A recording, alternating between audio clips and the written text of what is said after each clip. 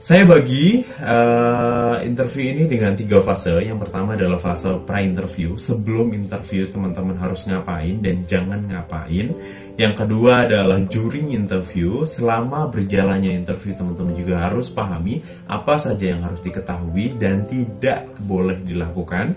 Dan terakhir adalah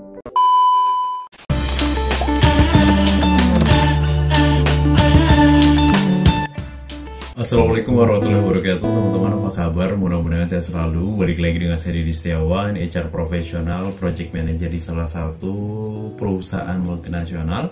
Ini adalah channel pengembangan diri, pengembangan keluarga, dan pengembangan sosial untuk membantu diri kamu, keluarga kamu, dan sosial kamu untuk lebih baik lagi dari sisi karir dan juga kehidupan. Nah, teman-teman, hari ini mungkin ada banyak banget yang bertanya dengan Tuhan, kenapa sih saya udah interview banyak tapi nggak keterima gitu ya. Ini curhatan dari Instagram saya, kamu juga boleh follow gitu dan curhat di sana, DM saya saja, meskipun balasnya nggak cepet, chat langsung balas nggak ya. Mungkin butuh waktu 1 jam, bahkan 1 hari baru bisa saya balas karena kepadatan saya juga aktivitasnya bekerja. Interview lagi, banyak yang mengeluh, banyak yang bertanya kenapa sih selalu gagal interview. Nah, sebenarnya Anda udah berhasil dalam menciptakan kesan di CV teman-teman bahwa teman-teman sudah sampai tahap interview, itu udah bagus ya. Tinggal bagaimana caranya untuk bisa interviewnya juga nggak berantakan, juga tersistematis dengan bagus karena ada pengetahuan di dalamnya. Nah, teman-teman, di kali ini saya akan membahas 10 hal yang teman-teman harus hindari ketika interview, kesalahan-kesalahan besar para pelamar kerja saat mendaftar pekerjaan, terutama interview, agar interviewnya itu lolos. Yang pertama, saya bagi interview ini dengan 3 fase. Yang pertama adalah fase pra-interview. Sebelum interview teman-teman harus ngapain dan jangan ngapain. Yang kedua adalah during interview. Selama berjalannya interview teman-teman juga harus pahami apa saja yang harus diketahui dan tidak boleh dilakukan. Dan terakhir adalah after interview. Pasca interview atau setelah interview, teman-teman tuh jangan ngelakuin apa gitu ya, agar interviewnya itu mudah-mudahan menjadi rezeki atau jalannya teman-teman bisa masuk di perusahaan itu. Langsung saja masuk pra interview atau sebelum interview teman-teman itu kebanyakan gagal di mananya. Yang pertama itu gagal karena kurangnya persiapan. Ya, namanya orang persiapannya kurang, seperti peribahasa, ketika kita gagal merencanakan sama juga merencanakan kegagalan. Hal yang harus teman-teman siapkan ada 3. Yang pertama adalah knowledge, skill, dan attitude. Knowledge seperti apa? Knowledge itu ya pengetahuan tentang perusahaan itu sendiri. Teman-teman harus belajar, harus pahami minimal ya profiling, kapan berdirinya, bergerak di bidang apa gitu ya. Terus juga pengetahuan tentang pekerjaan yang teman-teman lamar. Jangan sampai ketika melamar posisi admin contoh, atau customer service, atau apapun, engineering, teknisi, accounting, tapi teman-teman nggak paham pekerjaannya apa ya. Minimal lah 2 poin di dalam benak pikiran teman-teman udah tahu kerjanya tuh apa dengan baca di Google ya, meskipun di perusahaan tersebut tidak menceritakan atau tidak memberikan informasi tentang job desk posisi yang teman-teman lamar. Nah, pengetahuan itu juga harus diketahui. Yang kedua adalah pengetahuan terkait tentang skill. Teman-teman punya skill apa? Harus persiapin dulu. Admin ya harus bisa pivot table, CS ya harus bisa komunikasi, call center ya harus bisa komunikasi yang lantang, finance ya harus bisa ilmu finance, dan banyak hal, atau termasuk HR, bagaimana ilmu SDM itu harus juga teman-teman miliki minimal sedikit aja sebagai modal teman-teman.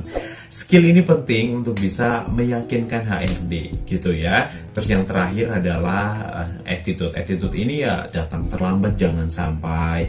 Siapin bajunya yang proper. Kalau teman-teman mau tahu bagaimana persiapan interview yang baik, ada di konten ini. Teman-teman bisa baca bagaimana berhijab, bagaimana pakai dasi, bagaimana pemilihan baju dan lain sebagainya. Teman-teman saya saranin untuk pelajari agar tidak terjadi kesalahan teman-teman ya. Jangan sampai first impression ini gagal bikin teman-teman membuat kesan baik kepada HRD. Pra interview kita sudah tinggalkan. 1 tips untuk teman-teman ketahui bahwa jangan sampai nggak siap, nanti juga akan munculnya nervous. Kamu juga bisa baca kontennya menghilangkan nervous di ini ya.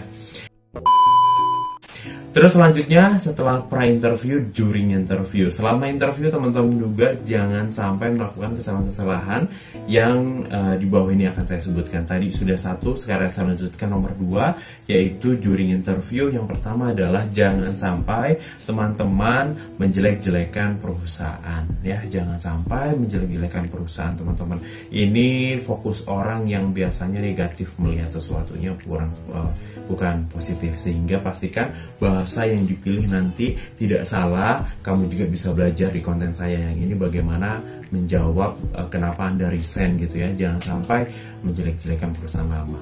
Itu yang kedua. Yang ketiga teman-teman adalah jangan sampai bercurhat atau menceritakan semuanya panjang lebar tanpa diminta, karena interview bukan ranah personal tapi adalah ranah profesional, sehingga harus dibedakan mana informasi yang harus teman-teman simpan dan mana teman-teman yang harus teman-teman berikan kepada HRD. Yang keempat, berarti teman-teman juga harus menyiapkan jawaban-jawaban yang sesuai harapan kami. Harus juga menjawab kelemahan-kelebihan Anda juga dan lain sebagainya. Itu harus kamu pelajari aja di channel saya ini, banyak banget jawaban-jawabannya ya.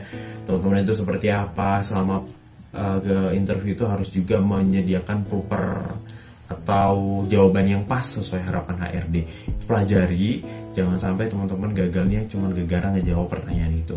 Yang selanjutnya teman-teman juga jangan sampai tidak eye contact. Ini yang biasanya bikin gagal juga peserta interview ya. Ngomong itu fokusnya malah jam, fokusnya mainan handphone, ngangkat telepon, ada dering telepon diangkat, ngebenerin hijab, fokusnya malah nggak tahu kemana, matanya belalakan, nggak eye contact. Pastikan teman-teman harus fokus kepada HRD-nya, paham ya? Yang selanjutnya adalah komunikasinya terbata-bata. Jadi teman-teman ngomong karena ya tadi nggak persiapan, nggak pernah latihan, akhirnya teman-teman juga jadi nervous dan terbata-bata gitu ya. Pastikan juga komunikasinya sering latihan di depan kaca, di depan kamera, agar teman-teman itu bisa lancar ngomongnya, karena memang interview ini dituntut untuk kalian lagi ngejual diri kalian di hadapan HRD ya, seperti seorang sales gitu ya, lagi promoin produknya kepada customernya. Gimana cara meyakinkannya ya dengan komunikasi ini. Terus selanjutnya adalah attitude. Attitude ini penting banget, yang ketika attitude-nya buruk seperti nggak defend tangannya gitu ya, menyilangkan tangan, duduknya juga nggak sopan, banyak gerak, tidak mecer gitu ya, ngomong itu nggak dewasa, banyak cekakak-cekikiknya ya. Meskipun itu harapan kami teman-teman bisa plong di ruangan, tapi setidaknya teman-teman harus jaga attitude, gesturnya itu harus bagus, jangan sampai kelihatan nggak antusias ya, itu yang paling penting. Terus selanjutnya adalah teman-teman juga nggak boleh yang namanya jawabannya tuh males, semangatnya nggak keluar, powernya meluntruk gitu ya, kelihatan males banget, kelihatan sangat-sangat tidak ada kecapean, kelelahan. Jangan sampai, berikan power yang bagus saat ngomong juga, jangan sampai arogan, dan pastikan teman-teman tidak menyombongkan diri. Dan boleh semangat tapi jangan sampai terlalu menyombongkan diri. Itu penting banget, karena biasanya beda tipis tuh antara menggebu-gebu dengan semangat ya. Dan terakhir adalah during interview, yang tips nomor 9, itu teman-teman tidak konsisten dalam menjawab, ya berbohong gitulah ya, bahasa enaknya.